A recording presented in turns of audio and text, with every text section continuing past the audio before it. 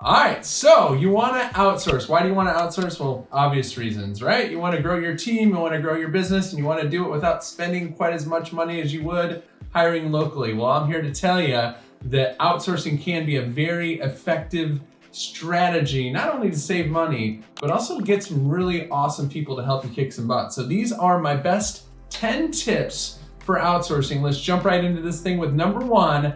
Where are you going to outsource? There's a lot of different places to do it, but I would suggest trying to hire on a website called OnlineJobs.PH. I currently have an amazing team of rock stars that have all come from the same exact website.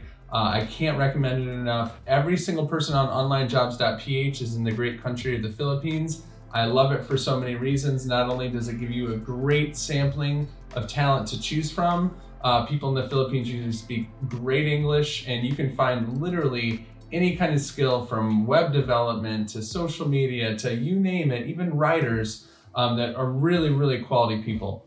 Number two is how you interview. And what I recommend doing is interviewing both via chat as well as on video. And why do I recommend that? Well, you're probably going to want somebody that has both the capability to communicate in writing as well as verbally. And when you do a chat interview, what it can do is it can also save you a lot of time. So when you're chatting, and obviously if you're chatting with somebody around the world, there's a little bit of a lag, but you'll be able to tell in real time if they've got a good use of the written language, just based on they don't have time to go get a dictionary, spell check or whatever. They have to just type in real time.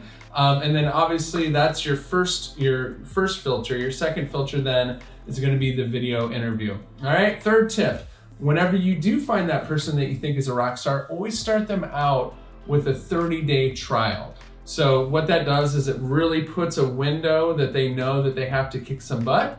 And not only does that ensure that you're going to get their best work for the first 30 days, but what I like to do is at the end of 30 days is have that review with them and then give them an immediate raise.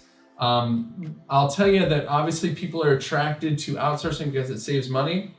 What I found is that I pay people way better than other people out there because I think they deserve it. And by being willing to spend more money on outsourced talent, I get the best and the brightest. So if you take that opportunity immediately at 30 days and say, hey, I appreciate you, boom, give them a raise, they're going to love you and it's going to be a great working relationship. All right, number four is when you start getting into it and you're doing the work, always do the work yourself first.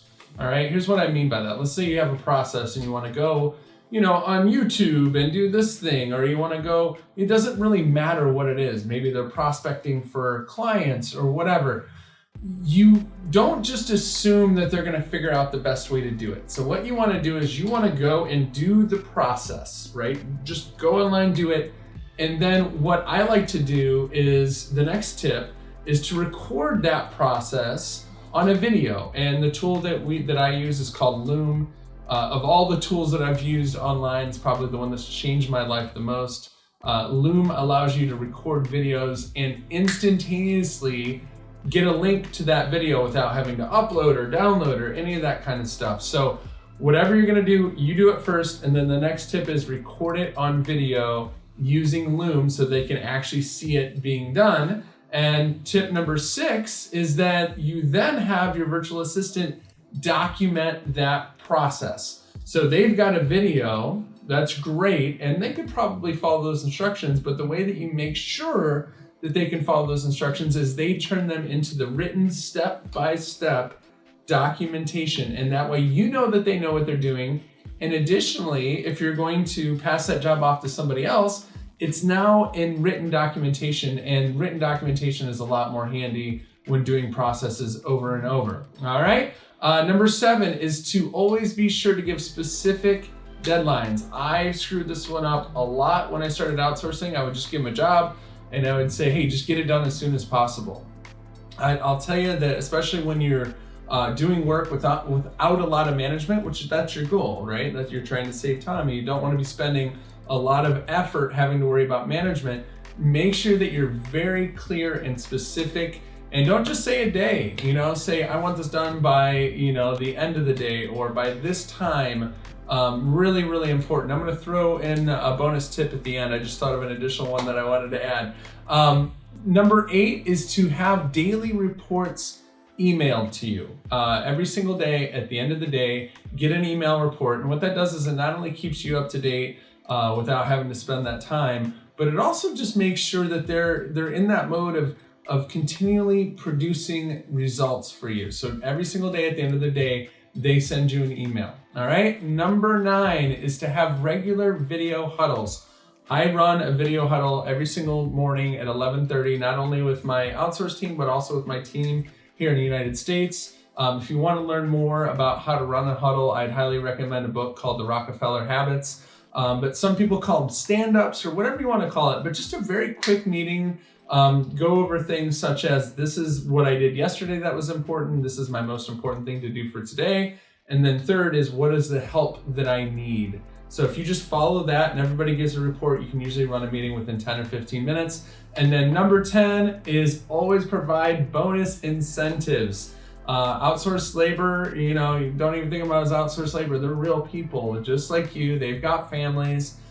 So I've always been in the habit of giving bonus incentives. Sometimes they're incentives that are given to your team members in advance. Sometimes they're just bonus incentives because things go well. Hey, we had a very profitable month, whatever that might be. But I've found that even though there's distance between where you are and where they are, you can find some of the most amazing, loyal people. Our team in the Philippines, I can tell you, are like family to us. We absolutely love them. It's amazing. All right. So those are the top 10 tips. And I promise you a bonus tip I like to over deliver. Number 11 is to always be mindful up front, very early in the process, of what the hours of operation are going to be. So don't assume that somebody's going to work on your hours or that they're going to work on their own hours. Make sure that you have that conversation up front. Sometimes you can have them on your hours depending on the job. Sometimes you can have them just overlap your hours a little bit. But that obviously with the time zone change, you got to make sure that you're always mindful of that. So those are my top 10 tips for outsourcing. Go out and get yourself a team member, start duplicating, start growing, and make it happen. Nice going, champ, but we don't have to stop here. If you want to really be ambitious, click on one of these videos, or if you want to go the extra mile, hover over my head, click on subscribe, and then click the little bell. If you want some free goodies, go to swipemystuff.com, and I'll see you in the next training.